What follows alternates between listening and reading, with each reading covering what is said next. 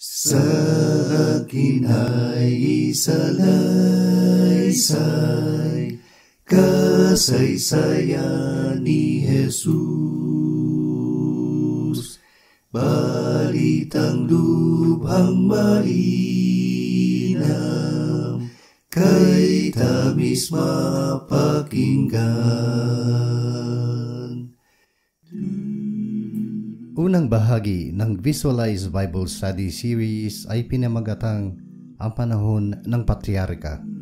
Sa unang panahon ng kasaysayan ng Biblia ay namuno ang Diyos sa mga tao sa pamamagitan ng ulo ng pamilya na tinawag na patriarka o ama. Sisimulan sa paglikha hanggang sa panahon ni Moises at paglisan ng mga tao ng Diyos mula sa lupain ng Ehipto.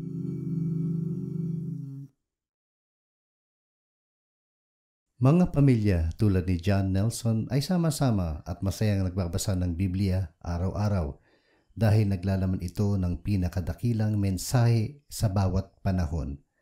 Ang salita ng Diyos ay ang pinakamahalagang aklat sa sanlibutan dahil ito lamang ang pagpapahayag ng Diyos sa atin na nakasulat. Malaking kapakinabangan kung araw-araw ay ating pag-aaralan ang Biblia. Dahil sa pagbabalik ni Jesus, bawat isa sa atin ay hahatulan ayon sa Biblia. Si John Nelson na isang Kristiyano. Alam niyang mabubuhay siya ng habang buhay kahit na siya ay mamatay. Alam din niya na ang Biblia ang tanging aklat na nagpapahayag kung saan nagmula ang tao, layunin sa sanlibutan, at ano ang kanyang paniniwalaan at gagawin upang mabuhay kasama ng Diyos magpakailanman. Malalaman din niya sa kanyang pagbabasa na ang bawat pangyayari at bawat tao na nabanggit sa Biblia ay natutugma sa lahat na kilalang tao sa kasaysayan sa Biblia. Kahit ang pangheograpikong kaalaman tulad ng ilog, lawa, lupain, layo ay lubos na wasto. Bigyan mo ng pagkakataon na maalaman itong aklat ng buhay.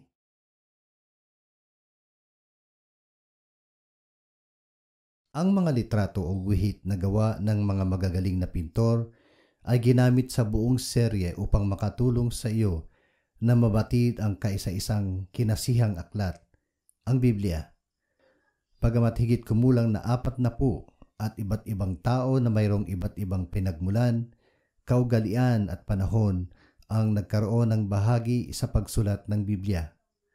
Sa loob ng 1,600 taon, naglalaman ito ng pambihirang pagkakaisa ng mensahe at pagkakatugma sa layunin. Ang pagkakatugmang ito ay hindi nagkataon lamang. Ang mga sumulat ay ginabayan ng banal na karunungan. Sa makatuwid, ang Biblia ay ang isip ng Diyos sa wika ng tao. Sabi ni Apostol na Pedro, sapagkat hindi sa kalooban ng tao dumating ang hula kailanman, kundi ang mga tao ay nagsalita buhat sa Diyos na nangaudyukan ng Espiritu Santo. 2 Pedro 1:21. Sa larawang ito, ang Biblia ay naglalaman ng 66 na aklat. Sa itaas na bahagi ng istante ay 39 na aklat ng lumang tipan at sa ibabang bahagi ng istante ay 27 aklat ng bagong tipan. Ang parehong tipan ay parehong mahalaga sa Kristyanismo. Ngunit ang bagong tipan ang siyang gabay ng Kristiyano sa ngayong panahon. Halimbawa ay nais ng tao na maging Kristiyano, maaari niyang basahin ang aklat ng mga gawa sa bagong tipan na nagbibigay mga halimbawa ng pagbabalik loob sa Diyos. Ating isaalang-alang ang Biblia mula sa paninindigan ng mga 3 kapanahunan ng kasaysayan. Ang mga ito ay ang panahon ng mga patriarka, panahon ni Moises, at ang panahon ng Kristyanismo. Pansinin sa ibabang bahagi kung paano nagsasalita ang Diyos ng unang panahon ay sa mga ama ng pamilya tulad ni Adan. Sa pangalawang panahon ay ibinigay ng Diyos ang kanyang kautusan kay Moises. Sa ikatlong panahon ay kung saan tayo nasasakop ay ang ebanghelyo ay dumating sa pamamagitan ni Hesukristo. Kapag nakita ng tao ang pangkalahatang larawan ng Biblia, ay kanyang mauunawaan, pasasalamatan at pangangahalagahan ang pag-aaral ng may katalinuhan. Ang panahon ng patriarka, ang unang kapanahunan ng kasaysayan sa Biblia, nagsimula sa paglalang. Ang panahon na ito ay naglalaman ng mga pangyayaring alam ng karamihan. Pagkatapos ng paglalang ay ang sumusunod na pangyayari ang matutunghayan. Ang Hardin ng Eden, sakripisyo para sa kasalanan, paano ang sanlibutan ay napuno ng kasamaan, ang malaking baha, si Abraham at Isaac, si Jacob at Jose, si Jose sa Ehipto, ang kapanganakan ni Moises at ang pagpapalaya ni Moises sa Israel. Ating simulan sa tagpo ng paglalang ng Diyos. Nang pasimula ay nilikha ng Diyos ang langit at ang lupa. Henesis 1:1. Itong unang bersikulo sa Biblia ay nagpapakita na ang Diyos ang tagapaglalang. Ang oras ng paglalang ay nang pasimula. Ang siyensya ngayon ay kinikilala ang 5 sangkap na bumubuo ng mundo: time, force, energy, space, at matter. Lahat ng sangkap na ito ay nasa unang mga salita sa Biblia. Nang pasimula, time, Diyos, force, nilalang, energy, ang langit, space, at lupa, matter.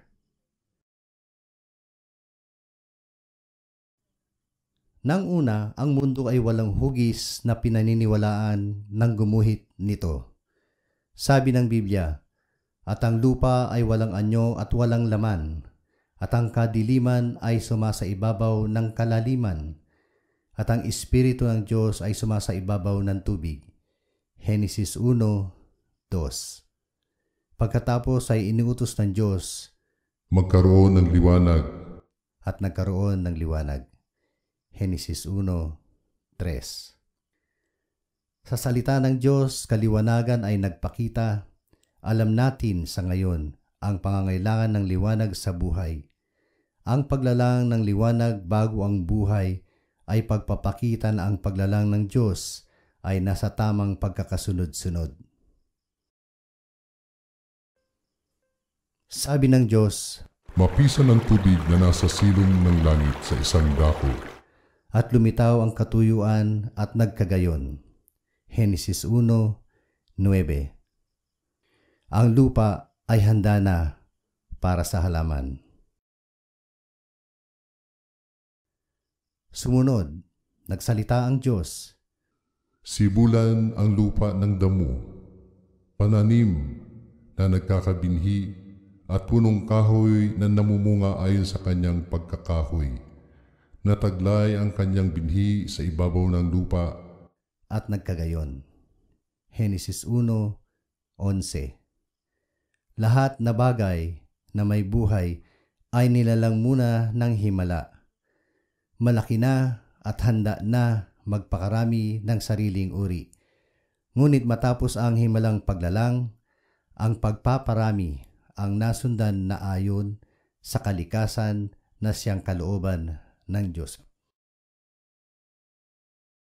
Sabi ng Biblia, at nilikha ng Diyos ang 2 malaking tanglaw. Ang malaking tanglaw ay upang magpuno sa araw, at ang maliit na tanglaw ay upang magpuno sa gabi. Nilikha rin niya ang mga bituin at mga inilagay ng Diyos sa kalawakan ng langit upang tumanglaw sa ibabaw ng lupa. Henesis 1:16 at 17. Ang bituin kasama ang maraming kalawakan o galaxy maliban ang sa atin. Tinutukoy ng Biblia ang maraming konstelasyon ng mga bituin tulad ng Orion at ang Pleiade. isda at iba pang hayop sa dagat, at mga ibon ay kasunod sa paglalang. Sabi ng Biblia, at nilikha ng Diyos ang malalaking hayop sa dagat, at ang bawat may buhay na kinapal na gumagalaw, na ibinukal na sagana ng tubig, ayon sa kani-kaniyang uri, at ang lahat ng may pakpak na ibon, ayon sa kani-kaniyang uri, at nakita ng Diyos na mabuti. Henesis 1:21. Mga hayop sa lupa ang kasunod na nilalang, ipinag-utos ng Diyos, at sinabi ng Diyos, bukalan ang lupa ng mga may buhay na kinapal, ayon sa kani-kaniyang uri ng hayop, at ng mga kinapal na umuusad, at ng mga ganid sa lupa, ayon sa kani-kaniyang uri. At nagkagayon. At nilikha ng Diyos ang ganid sa lupa, ayon sa kanyang uri, at ang hayop ayon sa kanyang uri, at ang bawat umuusad sa ibabaw ng lupa, ayon sa kani-kaniyang uri, at nakita ng Diyos na mabuti. Henesis 1:24 at 25. Sa paghahanda ng lupa para sa tahanan ng tao ay mayroong buhay na mga halaman at hayop upang tugunin ang pangangailangan ng tao. Sabi ng Diyos, lalangin natin ang tao sa ating larawan, ayon sa ating wangis. Yamang ang Diyos ay espiritu, ang kanyang mga anak ay nasa anyo ng espiritu. Ang laman ng tao ay pansamantalang tahanan ng espiritu o kaluluwa, na nauukol na mamumuhay magpakailanman. Sa makatuwid, ang tao ayon sa kanyang wangis ay ang pinakamataas niyang nilalang sa lupa. Malayo ang pagkakaiba sa ibang mga nilalang. Nang sinabi ng Diyos Ama na lalangin natin ang tao, siya ay nakikipag-usap sa dalawa pang personalidad ng pagka-Diyos. Si Kristo, ang anak, at ang banal na espiritu na katuwang niya ng walang hanggan. Ginawa ng Diyos ang tao upang mamuno sa lahat ng kanyang nilalang. Kanyang sinabi, at magkaroon sila ng kapangyarihan sa mga isda sa dagat, at sa mga ibon sa himpapawid, at sa mga hayop, at sa buong lupa, at sa bawat umuusad na nagsisiusad sa ibabaw ng lupa. Henesis 1:26. Nang simula ay si Adan ang tanging tao. Ngunit sabi ng Diyos, hindi mabuti na ang lalaki ay mag-isa. Siya'y ilalalang ko ng isang katulong niya. Sa makatuwid, nilalang ng Diyos si Eva, asawa at kasama para kay Adan. Sabi ni Adan, ito nga'y buto ng aking mga buto at laman ng aking laman. Kaya't iiwan ng lalaki ang kanyang ama at ang kanyang ina at makikipisan sa kanyang asawa at sila'y magiging isang laman. Henesis 2:23 at 24. Ito ang tinuro ni Jesus na ang orihinal na pag-aasawa at tahanan ay ulirang pagsasaayos ng Diyos sa lahat ng panahon. Sa pagbabalik sa ating talangguhit, ang pulang palaso na nakaturo sa hardin ng Eden, ipinakita ng Diyos ang lalim ng pag-ibig sa pamamagitan ng pagbigay ng espesyal na tahanan para kay Adan at Eva. Ito ay naging paraiso sa lupa na magagawa ni Adan at Eva ang kapangyarihan ng pagpili. Inilagay ng Diyos ang isang punong kahoy na hindi dapat hawakan. Sabi ng Diyos, sapagkat sa araw na ikaw ay kumain niyaon, ay walang pagsalang mamamatay ka. Henesis 2:17. Ang salitang kamatayan ay pagkakahiwalay. Samantala, sa napakagandang hardin, ang mga anak ng Diyos ay naging masaya sa tahanang maganda. Sa karagdagan, makakain nila ang punong kahoy ng buhay, at sa lahat ng mga punong kahoy sa hardin maliban sa isang pinagbabawal na punong kahoy. Ngunit si Satan na umaakit kay Eva ay pinilit na hindi siya mamatay tulad ng babala ng Diyos. Ngunit ipinangakong siya ay magiging matalino tulad ng Diyos. Kaya't lumapit si Eva sa tukso at kinain ang ipinagbabawal na bunga ng punong kahoy. At binigyan pa niya si Adan na kanyang asawa. Imbes na maging matalino ay nahiya sila at nagtago sa Diyos dahil sila ay nagkasala. Sa Biblia, ang salitang kasalanan ay ang hindi pagtalima sa kalooban ng Diyos. Kaya nga, bilang parusa kina Adan at Eva, ang kanilang katawan ay nagsimulang mamatay mula sa araw na yaon. At sila'y pinalaya sa hardin sa pangamba na baka sila ay kumain din ng punong kahoy ng buhay at mga buhay ng habang panahon sa kanilang makasalanang kalagayan.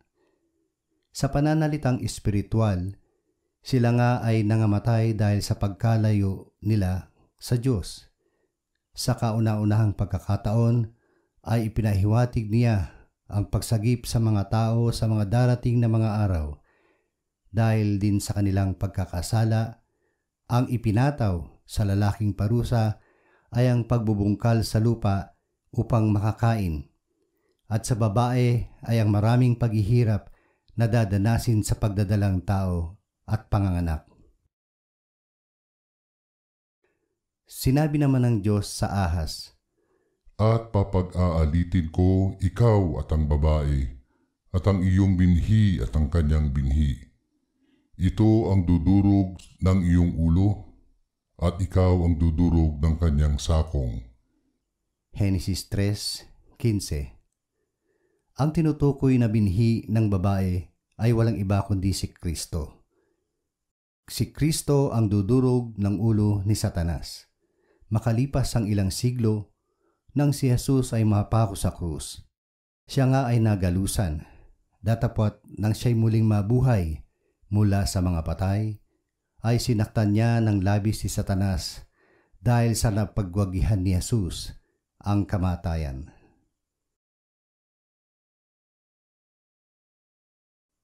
Sakripisyo para sa kasalanan. Dahil sa ang tao ay nagkasala sa Diyos, ay hindi maaring ipagkasundo ang sarili ng mag-isa. Kung kaya't nadama ng Diyos na bigyan siya ng iba pang kautusan. Ipinag-utos niya ang paghain ng hayop upang tumubos sa kanyang mga kasalanan. Kasalanang naging sanhi ng kanyang pagkakawalay sa Diyos. Tunay na sinabi sa Hebreo 10:4, Di maaari na ang dugo ng mga baka at ng mga kambing ay makapag-alis ng mga kasalanan. Ang haing handog noong panahong iyon ay tumatayo sa tunay na hain ng anak ng Diyos na nagkaroon ng katuparan sa krus, na siyang tunay na makatutubos ng mga kasalanan. Bilang pagtupad sa utos na kalata ng buong lupa, nagkaroon sila Adan at Eva ng maraming anak. Dalawa nga rito ay sina Cain at Abel. Si Cain ay naging magsasaka, samantalang si Abel ay nag-aalaga ng mga hayop. Henesis 4:1-2. Lumipas ang panahon na sina Cain at Abel ay kapwa naghain sa Panginoon. Sa bagong tipan ay napag-alaman nating sa pananampalataya, si Abel ay naghandog sa Diyos ng lalong mabuting hain kaysa kay Cain. Hebreo 11:4. Tinupad ni Abel ang kagustuhan ng Diyos na mag-alay ng dugo para sa pagkakasala. Samantala, ang handog ni Cain ay walang halong pananampalataya at pagtupad sa kagustuhan ng Diyos, nang siya ay mag-alay ng mga bunga ng pananim na dapat sana ay dugo ng hayop. Ang aral sa dalawang handog na ito ay dapat sundin ang naisin ng Diyos at hindi kailanman ang sa tao. Nang makita ni Cain na ang handog niya ay tinanggihan, datapot ang kay Abel ay tinanggap. Nanibugho siya at kanyang pinatay ang kanyang kapatid na si Abel. Ating nakita ang naging kasalanan nila Adan, Eva at Cain. Sa paglipas ng mga taon at pagdami ng mga tao ay sila'y lubhang nalublob sa masasamang gawain at ang kasalanan sa ibabaw ng lupa ay sumidhi. Nakita ng Diyos ang kalagayan, ang kasamaan ang nangingibabaw sa lahat ng tao na siyang lubhang ikinagalit niya sa kanila.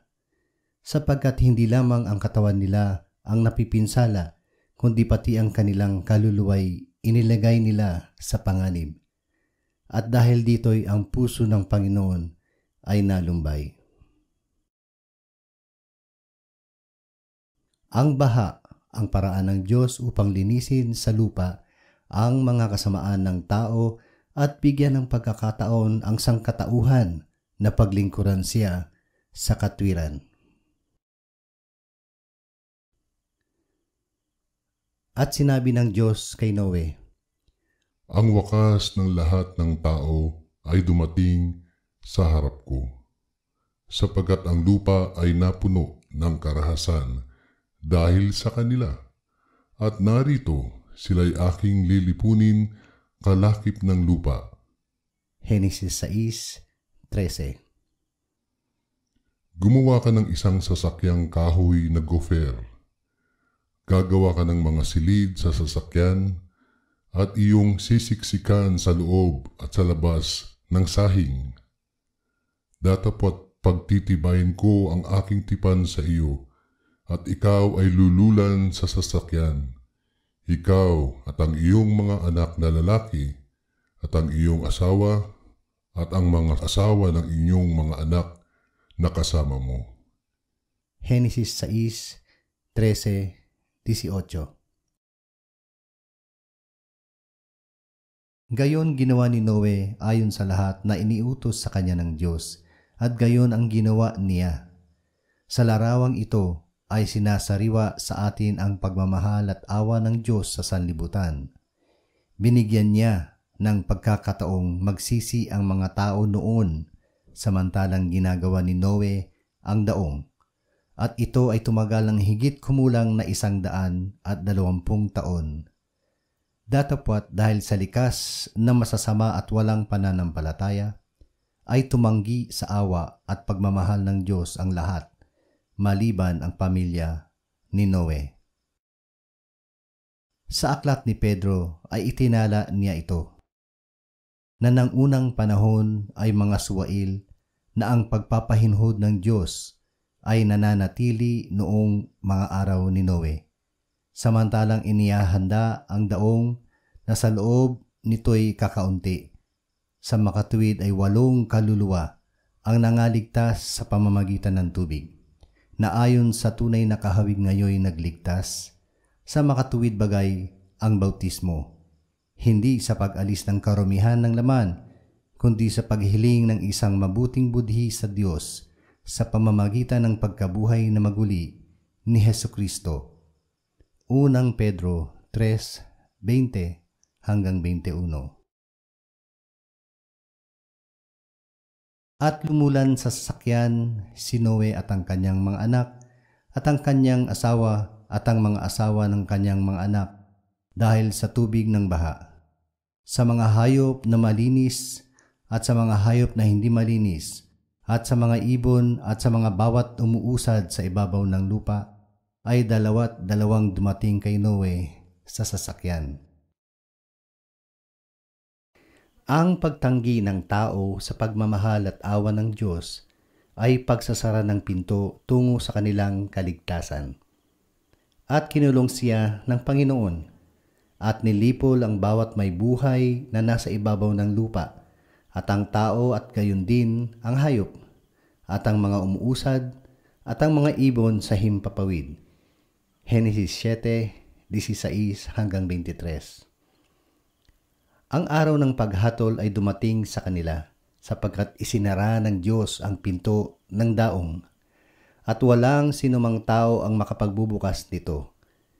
Ang pag-ibig at awa ng Diyos bago dumating ang baha ay ipinaaabot din sa atin ngayon. Alin sa dalawa ang ginagawa ng tao? Pagtanggap o pagtutol sa pag-ibig na ito?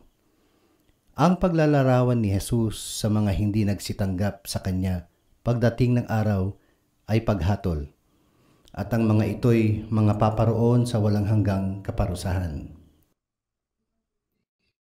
Ang sabi ni Pedro, hindi mapagpaliban ng Panginoon tungkol sa Kanyang pangako na gaya ng pagpapalibang ipinilalagay ng iba, kundi mapagpahinuhod sa inyo na hindi niya ibig ang sinuman ay mapahamak, kundi ang lahat ay magsipagsisi. Datapat darating ang araw ng Panginoon na gaya ng magnanakaw, na ang sangkalangitan sa araw na yan ay mapaparam na kasabay ng malaking ugong, at ang mga bagay sa langit ay mapupugnaw sa matinding init, at ang lupa at ang mga gawang nasa lupa ay pawang masusunog. 2 Pedro 3:9 at 10. Ang tubig ay nanatili sa lupa sa loob ng 150 araw. Ang daong ay naging kasangkapan ng Diyos upang si Noe at kanyang pamilya ay maligtas mula sa baha. Mapapansin natin na ang mga nangaligtas lamang ay yaong mga nasa loob ng sasakyan ng Diyos. Tulad noon, ang mga maliligtas lamang ay yaong mga nangasa loob ng pamilya ng Diyos na dilit iba kundi ang iglesia niya. Unti-unting bumababa ang tubig baha at sumasadsad ang sasakyan sa ibabaw ng bundok Ararat. Doon ay nag-alay si Noe ng hain sa kanilang pagsamba sa Diyos at naglagay ang Diyos ng bahaghari sa alapaap bilang pangako na hindi lilipulin ang lupa sa pamamagitan ng tubig. Datapat itinuturo sa atin na matapos tanggapin ng Panginoon ang mga kaanib ng kanyang iglesia, ang mga bagay sa langit at lupa ay mapupugnaw sa matinding init, at ang lupa at ang mga gawang lupa ay pawang masusunog. 2 Pedro 3:10. Subalit walang dapat ikatakot ang mga masunurin sa Diyos. Ipinakikita sa larawang ito ang natuklasang iba't ibang uri ng lupa na sanhi ng pagkakaroon ng baha. Noong 1929, ang pinagsamang expedition ng University of Pennsylvania at British Museum sa pangunguna ni Dr. C.L. Woolley ay nakatuklas sila ng kakaibang lupang may kapal na 8 talampakan na malinis na lupa dala ng matagal na pananatili ng maraming tubig. Dahil sa ito ay matatagpuan sa iba't ibang lugar na pagkaisahan nilang tanggapin ang tuong kasaysayan ng malaking pagbaha sa Biblia. Ang kaalaman tungkol sa iba't ibang naganap sa loob ng 400 taong matapos ang baha ay kakaunti. 9 na salit-saling lahi ang lumipas mula kay Ham, Shem at Japet, ang mga anak ni Noe na naghahatid sa atin sa panahon ni Abraham. Sabay ng pagdami muli ng tao, ang paglaganap muli ng kasamaan. Ang totoo, dahil sa lubha nilang kasamaan, ay nagtangka silang gumawa ng tore na aabot sa langit, pagpapamalas na hindi na nila kailangan ng Diyos upang marating ang langit. Sa magulong kalagayan na ito ng tao, ay tumawag ang Diyos ng taong nagngangalang Abram at gumawa ng pangako sa kanya. Genesis 10:11. Sinabi nga ng Panginoon kay Abram, Umalis ka sa iyong lupain at sa iyong mga kamag-anak at sa bahay ng iyong ama na ikaw ay pasalupaing ituturo ko sa iyo, at gagawin kitang isang malaking bansa, at ikaw ay aking pagpapalain, at padadakilain ko ang iyong pangalan, at ikaw ay maging isang kapalaran, at pagpapalain ko ang mga pagpapala sa iyo, at susumpain ko ang mga susumpa sa iyo, at pagpapalain sa iyo ang lahat ng angkan sa lupa. Henesis 12:1-3. Sa bagong tipan, ang sabi ni Pablo, ngayon kay Abraham nga sinabi ang mga pangako at sa kanyang binhi. Hindi sinabi ng Diyos at sa mga binhi na gaya baga sa marami, kundi gaya ng iisa lamang at sa iyong binhi na si Kristo. Galatia 3:16. Inulit ng Diyos ang pangako kay Abraham sa isang pangitain sa Hebron. Ang ipinangako ng Diyos sa kanyang, ang binhi niya ay hindi mabibilang gaya ng mga bituin sa langit. Ngunit nang sabihin sa kanya ang pangako, ay wala pa siya kahit isang anak. Sa pagtukoy ng pananampalatayang mayroon si Abraham, ay nasabi niya ito, at hindi humina sa pananampalataya na ipinalagay man ang kanyang katawang tulad sa patay na. Gayon siya'y may mga 100 taon na, at ang pagkabaog ng bahay bata ni Sarah. Kundi sa pagtingin niya sa pangako ng Diyos, ay hindi nag-alinlangan sa pamamagitan ng di pananampalataya, kundi lumakas sa pamamagitan ng pananampalataya, na niluluwalhati ang Diyos. Roma 4:19-20. Sa kapatagan ng mambre, at itiningin ang kanyang mga mata at nagmalas, at narito 3 lalaki ay nakatayo sa tabi niya, at pagkakita niya sa kanila, ay tinakbon niya upang sila'y salubungin. At inanyayahan niya sila na mamahinga sa lilim ng kahoy habang ang pagkain ay hinahanda.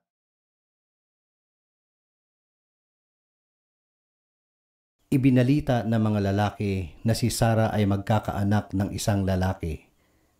Nang marinig ito ni Sarah, ay natawa siya sa sarili, sapagkat kapwa sila ni Abraham na mag-100 taon na ang gulang. Datapwat nang sumapit ang araw, ipinanganak niya si Isaac ayon sa hula. Nang si Isaac ay lumaki, ang napangasawa niya ay si Rebeka. Kambal ang kanilang naging supling, sina Jacob at Esau. Si Jacob ay nagkaroon ng 12 anak na lalaki, at ang isa nito'y ang naging dakilang si Jose. Di pare-pareho ang naging pagtingin ni Jacob sa kanyang mga anak. Nakagiliwan niya ng labis si Jose at ibinili niya ito ng damit na may sari-saring kulay. Ang kasaysayan ng batang ito ay napakaganda. Natagpuan niya ang kasiyahan sa kanyang buhay, bagamat ito ay puno ng pagsubok at hirap, dahilan sa kanyang pananampalataya at katapatan sa Diyos na ipinamalas. Sa kanyang kabataan, minsan ay nanaginip siya na samantalang gumagapas daw silang magkakapatid, ay nagsitindig ang mga bigkis ng trigo nila at yumukod sa trigo niya. Ganoon din daw ang araw, buwan at 11 bituin ay yumukod sa kanya. Lalong nainggit at napuot ang kanyang mga kapatid sa kanya na nagwika, "Maghahari ka ba sa amin? O papanginoon ka ba sa amin?" Subalit ang lahat na ito'y nagkatotoo nang siya ay mapa sa Ehipto. Minsan ay inatasan ni Jacob si Jose upang alamin ang kalagayan ng kanyang mga kapatid sa kanilang pagpapastol sa bukid. Ngayon ay makikita natin ang paglalako kay Jose ng kanyang mga kapatid bilang alipin sa Ehipto, at kung papaano naging puno ng tribo ng Israel ang bawat anak na lalaki ni Jacob. Nang matagpuan ni Jose ang kanyang mga naiinggit na mga kapatid, siya ay kanilang ginapos at hinulog sa isang balon upang patayin. Subalit nang may nakita silang dumarating na mga Ismaelita, ay napagkayarian nilang ipagbilis siya bilang alipin. Hinubad nila ang kasuotang maraming kulay ni Jose na bigay ng kanyang ama. Pinagpunit-punit at inilublob sa dugo ng hayop, at saka ipinakita sa kanilang ama na nangagsasabing si Jose ay pinatay ng isang mabangis na hayop. Sa Ehipto ay binili siya bilang alipin ni Potifar, kapitan sa mga bantay ni Faraon, ang puno ng Ehipto. Naging mabuti ang kalagayan ni Jose doon hanggang sa nagkaroon ng pagnanasa sa kanya ang asawa ni Potifar. Nang hindi sumunod si Jose sa kagustuhan ng babae, ay nagsumbong ito ng kasinungalingan sa asawa at si Jose ay kinulong. Tinulungan ng Diyos si Jose na paglabanan ang lahat na dumating na pagsubok sa kanya sapagkat siya ay naging tapat sa kanya. Sa piitan, siya ay ginawang tagapamahala ng mga bilanggo. Nakasama doon ang katiwala sa saro at magtitinapay ng hari. Minsan ay kapwa na naginip at inilapit kay Jose. Sa tulong ng Diyos ay binigay ni Jose ang kahulugan ng panaginip. Ang kanilang panaginip ay nakalarawan sa katapatan ng bawat isa.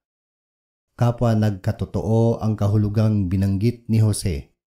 Ang katiwala ng saro ay nabalik sa dating tungkulin, samantala ang magtitinapay ay napugutan ng ulo gaya ng pagpapahayag ni Jose. Makalipas ang ilang taon, ang hari naman ang nanaginip. Nakita daw niya ang 7 matatabang baka na umahon mula sa ilog na nilamon ng 7 payat at pangit na baka na umahon din mula sa ilog, subalit ito'y hindi nangabusog. Muling nanaginip ang hari at halos kawangis ng nauna. Lamang ito ay 7 matatabang uhay na nilamon naman ng 7 payating uhay, subalit hindi rin mga tumaba. Kinaumagahan ay pinatawag lahat ng hari ang mga mago at mga pantas ng Ehipto upang hinga ng kahulugan. Datapat wala silang maibigay na paliwanag kahit isa. Naalala ng katiwala ng saro ni Jose na noon ay nasa bilangguan pa. Dali-daling pinatawag ng hari si Jose at matapos isaysay sa kanya ang panaginip, ito ang naging paliwanag. May 7 taong kasaganaang darating sa lupain ng Ehipto at ito'y susundan ng 7 taong taggutom. Nasiyahan ang hari sa paliwanag kung kaya't nasabi niya ito sa kanyang mga lingkod. Makakasumpong kaya tayo ng isang gaya nito na taong kinasihan ng Diyos?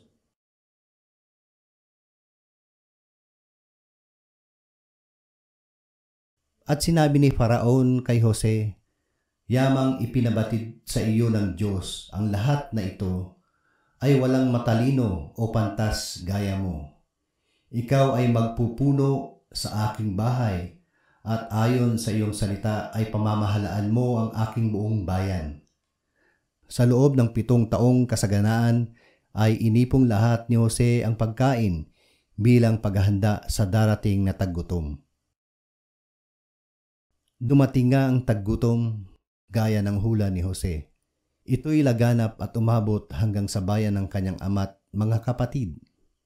Dahil dito'y sila ay napilitang humanap ng pagkain hanggang mapadako sila sa Ehipto.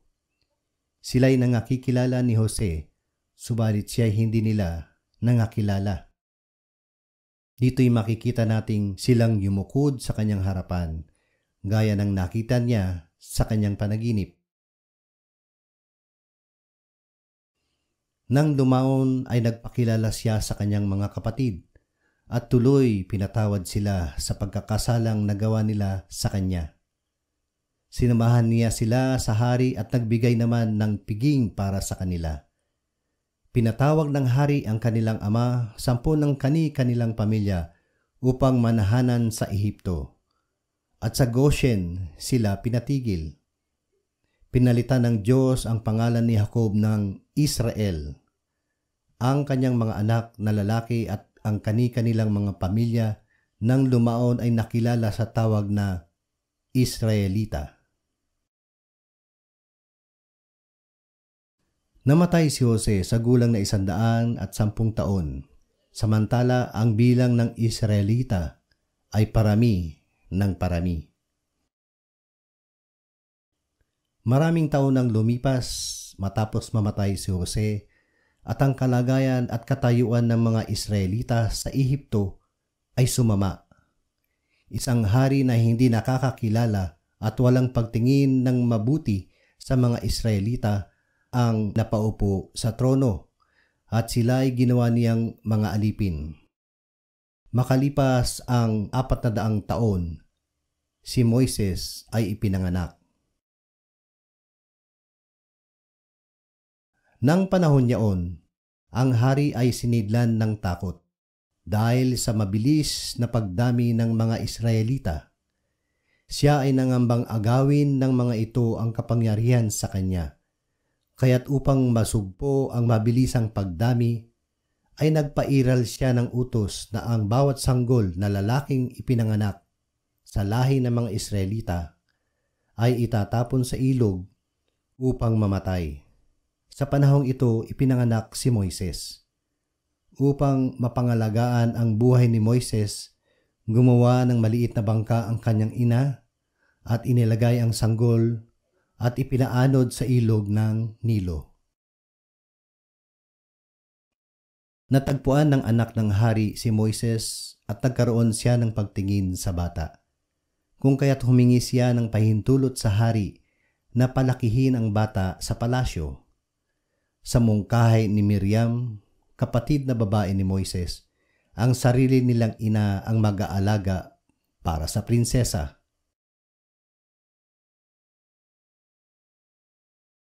Kaya't batid ni Moises na siya'y isang Hebreo at hindi tunay na Ehipsyo. Siya'y madalas malungkot tuwing namamasdan ang kalupitan at maraming hirap na dinadanas ng kanyang kalahi sa kamay ng mga Ehipsyo. Nang lumaki si Moises, ay di na niya matiis ang pagmamalupit ng isang Ehipsyo sa isang manggagawang Hebreo. Sa galit niya, ito'y napatay niya. Dahil sa pangyayaring ito, siya'y napilitang tumakas at tumahan sa Madian. Makalipas ng 40 taon sa Madian, samantalang siya'y nagpapastol ng mga hayop ni Jethro, ay inatasan siya ng Panginoong magbalik sa Ehipto upang palayain ang mga Israelita mula sa pagkakaalipin.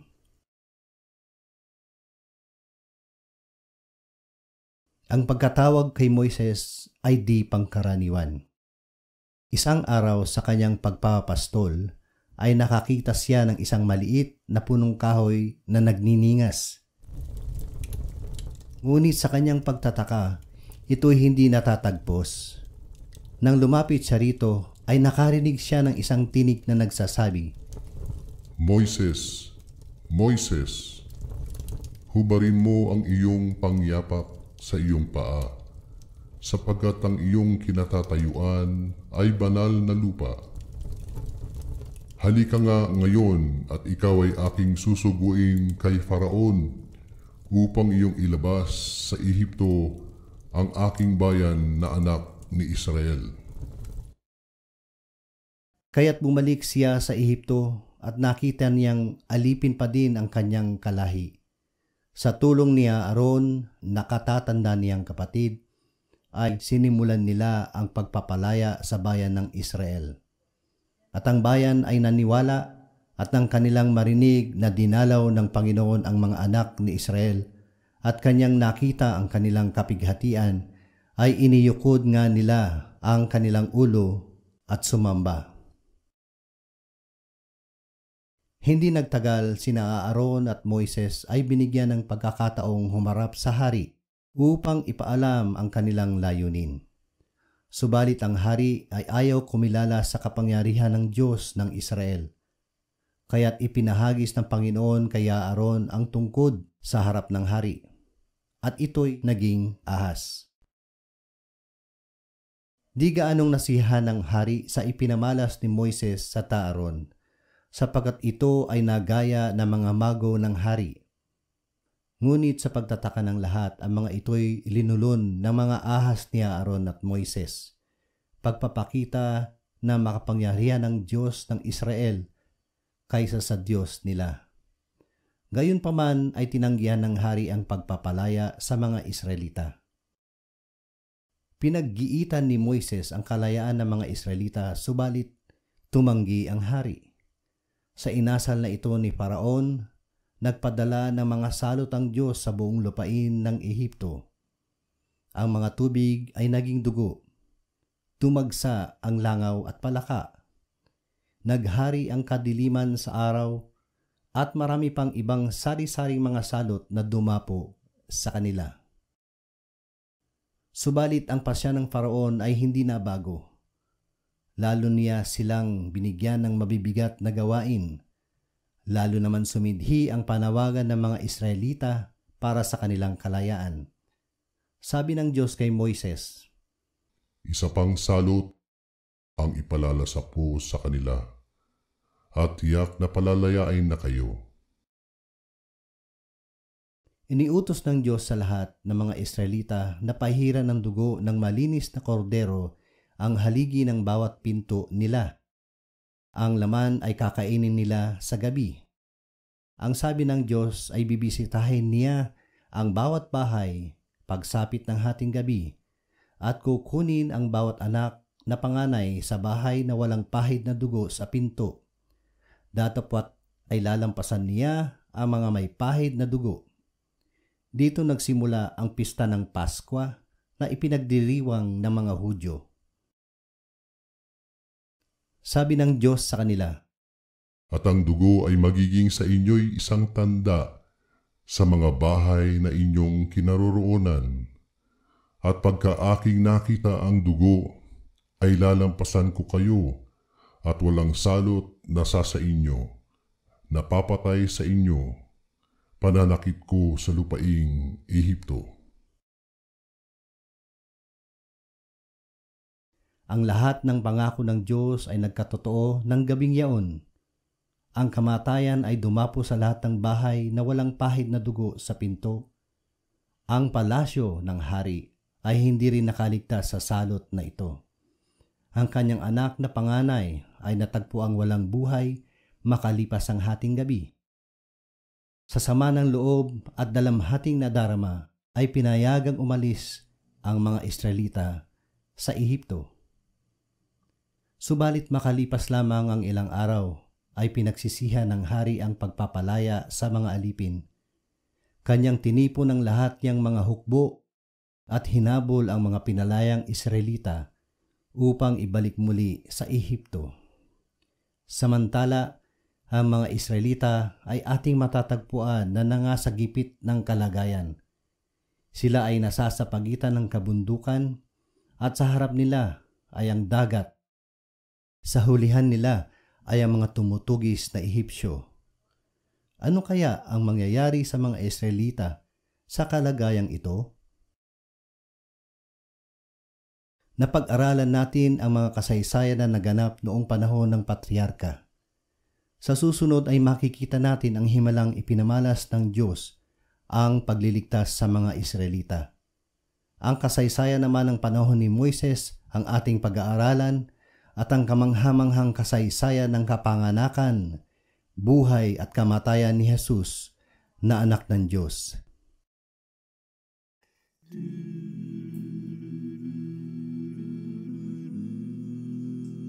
Sa paglisan ng mga Israelita sa Ehipto sa utos ni Faraon, kanilang naranasan ang kalayaan sa unang pagkakataon matapos ang henerasyon ng pagkaalipin. Ngunit kanilang malalaman pa ang kanilang haharaping hirap at krisis at ang kanilang patuloy na pangangailangan at pag-iingat ng Diyos. Sa akin ay salaysay, magandang kasaysayan, balita ng kaligtasan,